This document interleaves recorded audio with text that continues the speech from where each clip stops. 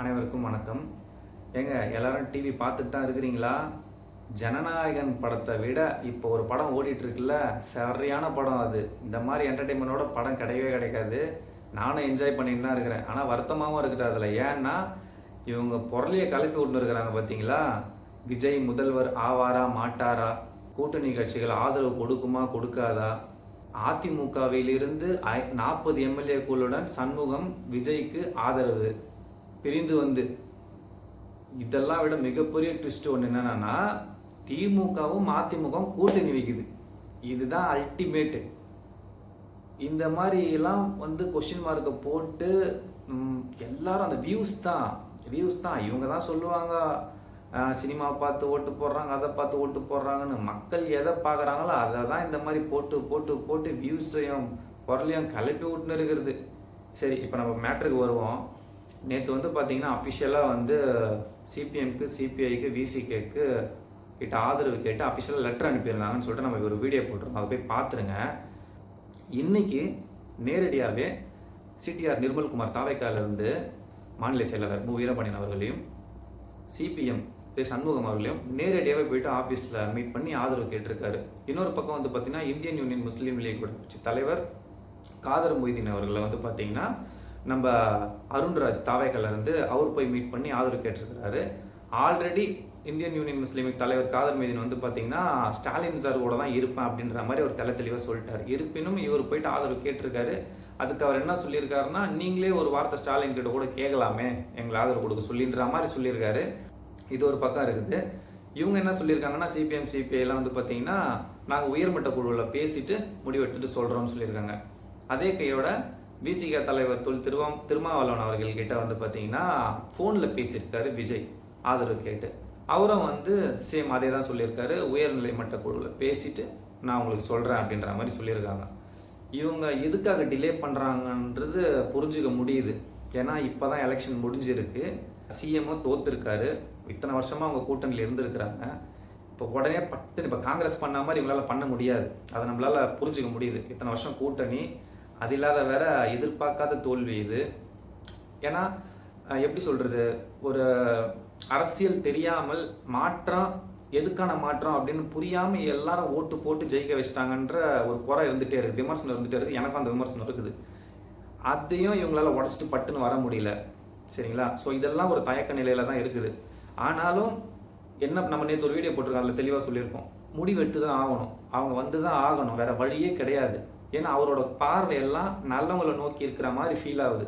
உதாரணத்துக்கு அவர் இன்னைக்கு வரைக்கும் பாமக சைடு போல, அதிமுக சைடு போல, கேட்கல. அவர் இருக்கிறதெல்லாம் ஃபர்ஸ்ட் பாருங்க எந்த சைடுன்னு சொல்லிட்டு, சிபிஐ, சிபிஎம், விசிக, காங்கிரஸ், ஐயுஎம்எல். ஸோ இவங்கெல்லாம் மதசார்பற்ற கூட்டணி. அப்போ அவங்கள நோக்கி தானே இருக்குது.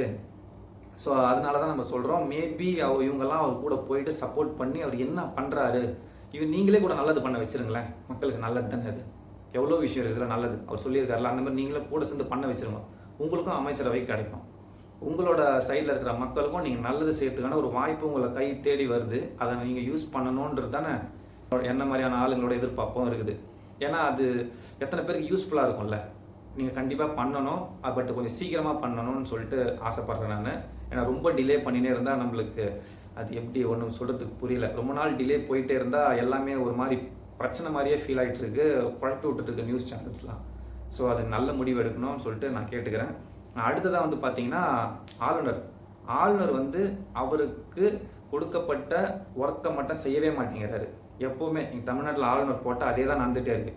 சட்டப்படி இந்தியன் லா என்ன சொல்லுது, ஒருத்தங்க தனிப்பெரும் கட்சியாக வின் பண்ணிட்டு வராங்க, அவங்களுக்கு பதவி பிரமாணம் செஞ்சு வைக்கணும். அதை விட்டுட்டு பெரும்பான்மையை நிரூபின்னு சொல்றாரு. பெரும்பான்மையை நிரூபிக்கக்கூடிய இடம் பார்த்தீங்கன்னா சட்டப்பேரவை, சட்டசபையில தான் அங்கே பெரும்பான்மையை நிரூபிப்பாங்க. இப்போ எதுக்கு நிரூபிக்கணும்? நீங்கள் ஃபர்ஸ்ட் அவருக்கு பதவி பிரமாணம் செஞ்சு வைங்க. அவர் தனிப்பெருங்கட்சியாக வின் பண்ணிட்டார் ஆல்ரெடி. நீங்கள் ஃபர்ஸ்ட் அவரை பதவி பிரமாணம் செஞ்சு வச்சு அனுப்பி வைங்க சட்டசபைக்கு. அங்கே போயிட்டு அவங்க பெரும்பான்மையை கண்டிப்பாக நிரூபிச்சு தான் காட்டணும். நிரூபிக்கலாம் தான் நீங்கள் ஆட்சியை கலைக்கணும். நீங்கள் முதல்ல பதவியே ஏற்று வைக்க மாட்டேன், சட்டம் சொல்லுதுல, சட்டம் சொல்றது இவங்க செய்யவே மாட்டுறாங்க. அப்போது ஏன் அவர் அப்படி செய்கிறாரு? ஸோ அங்கே சென்ட்ரல் கவர்மெண்ட்டு இதில் ரோல் ப்ளே பண்ணுது. பொதுவாகவே ஆளுநர்கள் தம் மாநில அரசுக்கு குடைச்சல் கொடுப்பாங்க ஆப்போசிட்டாக இருந்தால். ஸோ ஸ்டாலின் சாருக்கும் அதை தான் வந்து பண்ணிட்டு இருந்தாங்க. இப்போ ஸ்டார்டிங்லேயே விஜய்க்கு ஆரம்பிச்சிட்டாங்க. இது எதனால ஆரம்பிச்சாங்க அப்படின்னு நான் நினைக்கிறேன் அப்படின்னா, காங்கிரஸுக்கும் பிஜேபிக்கும் ஆகாது. ஸோ காங்கிரஸை ஒழிச்சு கட்டுறது தான் பிஜேபியோட முதல் வேலை. இப்போ இவரு காங்கிரஸை எடுத்தோடனே கூட்டணி சேர்த்துக்குன்னு இப்போ ஆளுநர் கிட்ட 113 சொல்லிட்டு கூட 108 + ஒரு 5 இவங்க காங்கிரஸ் எத்தனை பேர் 113. அப்போ என்ன பண்ணுவார் அமித்ஷாஜி? இதான் பண்ணுவார். காங்கிரஸ் அவங்களுக்கு செட் ஆகாதுல்ல. ஏன்னா நாங்கள் உன்னை வந்து இது பண்ணலான்னு பார்த்தா எங்கள் கூட வராமல் நீ அவங்க கூட போறியா அப்படின்ற மாதிரி அவர் ஒரு ரோல் ப்ளே பண்ணின்னு இருக்கிறாரு. இப்போ இவங்க என்ன பண்ணுறதுன்னு தெரியாமல் திக்குமுக்காடின்னு இருக்கிறாங்க. இவங்க புதுசு. இதே ஸ்டாலின்லாம் இருந்தாருன்னா இந்நேரத்துக்கு கேஸை போட்டு துவம்சம் பண்ணிட்டுருப்பார். அவங்கெல்லாம் ஊறி போனவங்க பவர். இவரால் பேசக்கூட முடியல. இப்போ ஒரு அறிக்கை கூட அதுவும் ஒரு கம்ப்ளைண்ட்டாக போயிட்டுருக்கு. இப்படி பண்ணுறாங்க அவங்க அங்கேருந்து.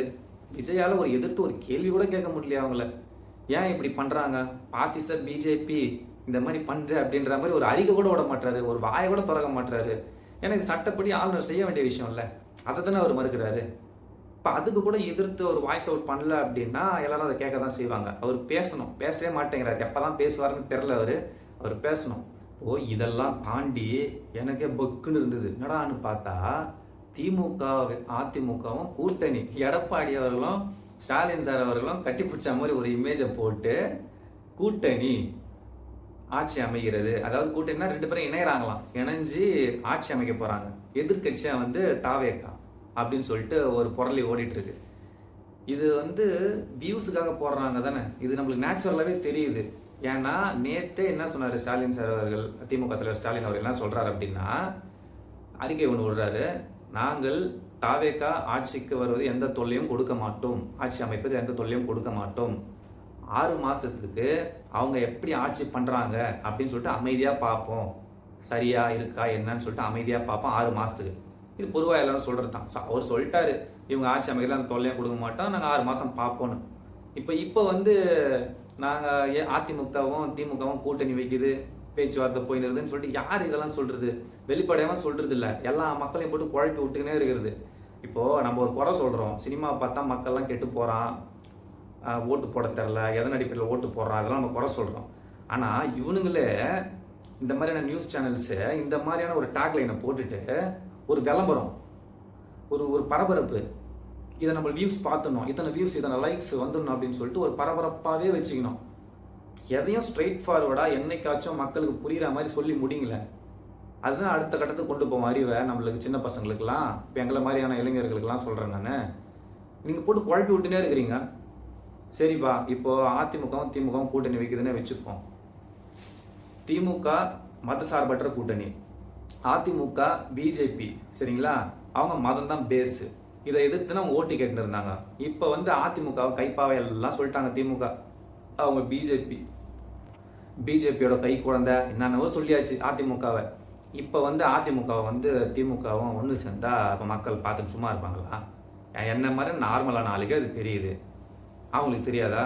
அவங்கெல்லாம் எத்தனை வருஷம் லீடர்ஸு, அவங்களுக்கு தெரியாதா மக்கள் என்ன பண்ணுவாங்கன்னு சொல்லிட்டு. இப்போ பெரியார் என்ன மாதிரியான பெரிய அரசிட்டுங்கெல்லாம் இருக்கிறோம்ல, இப்போ நாங்களாம் என்ன பண்ணுவோம்? கேள்விக்க விட்டுருவோமா? அப்படி ஃபஸ்ட்டு அவங்க பண்ணுவாங்களா? பண்ண மாட்டாங்க. நேச்சுரலாக நம்மளுக்கே தெரியுது. அது இதை போய்ட்டு ஒரு பூதாகரமாக போட்டுக்கின்னு பெருசாக விளம்பரம் பண்ணி போட்டுக்கின்னு யூகத்தின் அடிப்படையில் சொல்கிறாங்க அவங்க.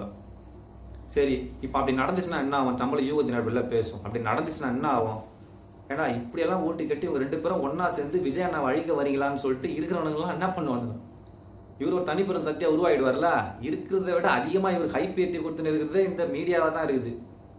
ஏற்றி விட்டு பயங்கரமாக சினிமா மாரி போயிட்டு இருக்குது. இப்போ இந்த மாதிரி நடந்துச்சுன்னா இப்போ இது ஒரு டாக் போயிடுது. இப்போ இவருக்கு இன்னும் ஹைப்பு கூடிக்கினே இருக்குது.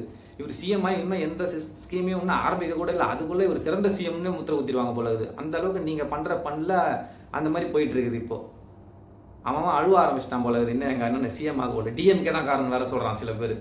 எது பண்ணாலும் திமுக தான் காரணம். பசங்களுக்கு அது தெரில. ஆக்சுவலாக தாவைக்கால வந்து கொஞ்சம் வந்து பசங்கள்லாம் படிக்க ஆரம்பிக்கணும், நாலேஜை வளர்த்துக்கணும். ஏன்னா நீங்கள் வந்து ஜெயிச்சிருக்கிறீங்க, ஞாபகம் வச்சுக்கணும். அதை திரும்ப போகிற போக்கில் பழைய மாதிரி பேசிகிட்டு இருக்கக்கூடாது. எல்லாத்தையும் கற்றுக்கணும் நீங்கள், சரிங்களா? உங்களோட கொள்கை தலைவர்லாம் பெரியார், அம்பேத்கர் அவங்களாம் இருக்கிறாங்க. உங்களுக்கு பின்னாடி பேனர் ஞாபகம் இருக்கும். அவங்களெல்லாம் படிக்கணும் நீங்கள் முதல்ல, சரிங்களா? இப்போது எல்லாத்தையுமே திமுக காரன்னு சொல்லிட்டு பழி போட்டுருக்கூடாது. என்ன நடந்துன்னு இருக்குது உலக இங்கே இந்திய அரசியல் என்னன்னு சொல்லிட்டு எல்லாத்தையும் பார்க்கணும். ஸோ இப்போ இந்த மாதிரி கூட்டணி அமைஞ்சிச்சுன்னா, திமுக அதிமுக கூட்டணி அமைஞ்சிச்சுன்னா இவர் ஒரு தனிப்பெரும் சக்தியாக வளருவார். எல்லாருமே சேர்ந்து எங்க அண்ணன் அடிக்கிறாங்க அப்படின்ற மாதிரி. அது கூட தெரியாது அவங்களுக்கு. அந்த அளவுக்கு நாலேஜ் இல்லாதவங்களா அவங்கெல்லாம். சரி இப்படி வச்சுப்போமே, உண்மையாகவே வச்சுப்போம். யூகத்தின் அடிப்படையில் நான் பேசுகிறேன் இப்போ. சரிப்பா, திமுகவும் அதிமுக கூட்டணி அமைக்குது, ஆட்சி அமைக்குது. எதிர்கட்சி வந்து டிவிக்கு. சரிங்களா? டிவிக்கு வேணும்னே ஆதரவு கொடுக்காம எல்லா கட்சியிலும் கண்ட்ரோல் பண்ணியாச்சு. எதிர்கட்சி ஆயிடுச்சு. இப்போது மாநில கட்சினாலே 2 கட்சி இருக்கணும்னு தான் விரும்புவாங்க எல்லாருமே. ஒன்று ஆளுங்கட்சி, ஒன்று எதிர்கட்சி. இந்த சைடில் இருக்கிற கட்சிங்கெல்லாம் வந்து தனிப்பெரும் கட்சியாக வளர்கிறதுக்கு அலோவ் பண்ணிக்க மாட்டாங்க. இது வந்து ஒரு பெரிய பாலிடிக்ஸ். அலோவ் பண்ணவே மாட்டாங்க, அளவாகவே வச்சுட்டு இருப்பாங்க. ஸோ அந்த மாதிரி இருக்கிற டைமில் இவங்க 2 பேரும் ஒன்று சேர்ந்து ஒரு கட்சியாக ஆகிறாங்கன்னு வச்சுப்போம். யூகத்தின் அடிப்படையில் நான் சொல்கிறது வச்சுப்போம். ஒரே கட்சி திமுக அதிமுக ஒரே கட்சி ஆகிடுச்சு, ஆட்சி அமைக்கிறாங்க. எதிர்கட்சி டிவிக்கு. இந்த டிவிக்கு வந்து என்ன பண்ணுவாங்கன்னா, மோடி நினச்சா என்ன வேணாலும் பண்ணுவார். அமித்ஷாவும் மோடியை நினச்சாங்கன்னா என்ன வேணாலும் பண்ணுவாங்க. சர்வசக்தி பொருந்தியவர்கள் அவர்கள். அவங்கள சாதாரணமாக நினச்சிடாதீங்க. இவங்கெல்லாம் இப்போ தான் ஆரம்பிச்சிருக்கிறாங்க. நீங்கள் நினைக்கலாம் எங்கள் அண்ணனை ஒன்றும் பண்ண முடியாது, அது பண்ண முடியாதுன்னு. இது வெறும் மாநிலம், அவங்க சென்ட்ரல் கவர்மெண்ட்டு. சரிங்களா? அவங்களை எதிர்த்து போராடுறதுக்கு இங்கே இருக்கிற 75 வருஷம் கட்சி திமுகவே போராடுது. நீங்கள் இப்போ தான் ஆரம்பிச்சிருக்கிறீங்க. உங்களை ஈஸியாக அழிச்சிருவாங்க. எப்படி அழிப்பாங்கன்றது அவங்களுக்கு தெரியும். அது ஆல்ரெடி உங்கள் மேலே சிபிஐ கேஸ்லாம் இருக்குது இல்லை? அதில் நிறைய பேர் எம்எல்ஏஸ் மேலே எக்கச்சக்க கேஸ் இருக்குதுன்னு வேறு சொல்லின்னு இருக்கிறாங்க. ஸோ அதெல்லாம் அவங்க நினச்சாங்கன்னா இவங்களை வந்து சிம்பிளாக முடிச்சு விட்டு போயிடுவாங்க. இப்போது டிவிக்காக இங்கே அழிச்சிருவாங்கல்ல. இப்போ ஆல்டர்னேட் கட்சி எது? அப்போ 2வது கட்சி ஒன்று வரும், ஈஸியாக வளரணும். இங்கே பிஜேபியால் வளரவே முடியல. அவங்க நார்த் சைடு ஃபுல்லாக பிடிச்சிட்டாங்க. இப்போது சவுத் சைடு கொஞ்சம் கொஞ்சமாக வந்துன்னே இருக்கிறாங்க. அவங்க தமிழ்நாடு தான் ரொம்ப குறைச்சல் கொடுக்குது அவங்களுக்கு. இன்னொரு ஸ்டேட் வந்து பார்த்தீங்கன்னா கேரளா. இப்போ இங்கே 3 கட்சியாவோ 2 கட்சியாவோ இருக்கிறதுனால தான் அவங்களால உள்ள நுழையவே முடியலன்னு போது. இப்போ ஒரு கட்சி அழிச்சு போட்டோன்னா இன்னும் ஒரே ஒரு கட்சி, அப்போ 2வது கட்சியாக வந்தாங்கன்னா கன்ஃபார்ம் எப்பவுமே பார்த்தீங்கன்னா ஒரு கட்சியை கண்டினியூஸாக சப்போர்ட் பண்ணினே இருக்க மாட்டாங்க எந்த மக்களும். எப்பயுமே 2 இருக்கணும், ஒன்று இல்லை இன்னொன்று. மனுஷனோட மைண்டாக தான். அப்போது அவங்களுக்கு ஈஸியாக வளர்கிறதுக்கு வாய்ப்பு இருக்குது. அப்படி தான் காங்கிரஸ் இருக்கும்போது அப்போசிஷன் சரியாகவே இல்லை இந்தியாவில். அப்போ தான் வந்து பார்த்தீங்கன்னா ஜனதா கட்சி அந்த மாதிரிலாம் உருவாகி தான் பிஜேபி எதிர்கட்சின்னு ஒன்று சிங்கிள் பார்ட்டியாக ஒன்று வருது. அப்போது எதிர்கட்சி சரியாக ஒரே ஒரு கட்சியை மட்டும் எப்பயும் விரும்ப மாட்டாங்க, ஆப்போசிட்டில் ஒன்று இருக்கணும். அப்போ அந்த ஆப்போசிட்டாக இங்கே 2வது கட்சியாக பிஜேபி வரும். இதுதான் பிளான். இது வந்து நான் யூகத்தின் அடிப்படையில் சொல்கிறேன். அவங்க எப்படி யூகத்தின் அடிப்படையில் திமுக அதிமுக ஒன்றா சேரும்னு சொல்கிறாங்க. இப்போ யூகத்தின் அடிப்படையில் நம்ப சொன்னால் இதுதான் பிளான், மாஸ்டர் பிளான்.